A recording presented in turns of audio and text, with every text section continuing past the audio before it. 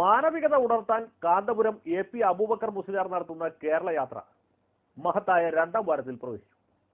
ചെല്ലുന്നിടത്തൊക്കെ വമ്പിച്ച ആൾക്കൂട്ടമാണ്. റിസാല വാരികയുടെ പുതിയ ലക്കം കേരള യാത്ര പ്രമാണിച്ച് പ്രത്യേക പതിപ്പാണ്. കാന്തപുരവുമായി AK അബ്ദുൾ മജീദ് നടത്തിയ സുദീർഘമായ അഭിമുഖ സംഭാഷണം. പിന്നെ മതം, മനുഷ്യൻ, മാനവികത എന്ന വിഷയത്തെക്കുറിച്ച് മതപണ്ഡിതന്മാരും മനുഷ്യാവകാശ പ്രവർത്തകരും പങ്കെടുക്കുന്ന ചർച്ച.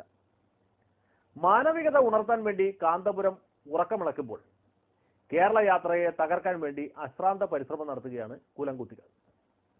വഹാബികളെക്കാളും മൗദൂദികളെക്കാളും ആവേശത്തോടെ കേരള യാത്രയെ എതിർക്കുന്നത് ചേളാരി സമസ്തക്കാരാണ്.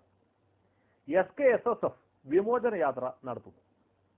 കോട്ടുമല ബാപ്പു മുസ്ലിയാരാണ് വിമോചന യാത്രയ്ക്ക് ചൂട്ടുതെളിച്ചത്. കോട്ടുമലയും ചെറുശ്ശേരിയും ചേളാരിയിലുള്ള ബാക്കി സകല മുസ്ലിയാക്കന്മാരും കൂടി ചൂട്ട് കത്തിച്ചാലും കാന്തപുരത്തിന്റെ രോമം കരിയില്ല. മുസ്ലിം ലീഗിലെ മൂരാച്ചികളും കേരള യാത്രയെ എതിർക്കുകയാണ്. എന്നാൽ ലീഗിന്റെ അഖിലേന്ത്യാ സെക്രട്ടറി ഷെഹൻഷാ ജഹാംഗീർ കേരള യാത്രയെ സ്വീകരിക്കാൻ ബംഗാളിൽ നിന്ന് മലപ്പുറത്തെത്തി. കേരള യാത്ര കഴിഞ്ഞ് കാന്തപുരം ഭാരതയാത്ര നടത്തണമെന്ന് ഷെഹൻഷാ അഭ്യർത്ഥിച്ചു. ചേളാരിക്കാരുടെ കുബുദ്ധി മലപ്പുറത്ത് വിലപ്പോവില്ല, ബംഗാളിൽ ഒട്ടും ചെലവാവില്ല. തീവ്രവാദത്തെ ചൊല്ലിയുള്ള ചർച്ചകൾ പൊടിപറവെ മാനവികത ഉണർത്താൻ വേണ്ടി കാന്തപുരം AP അബൂബക്കർ മുസ്ലിയാർ നടത്തിയ കേരള യാത്ര തിരുവനന്തപുരത്ത് സമാപിച്ചു.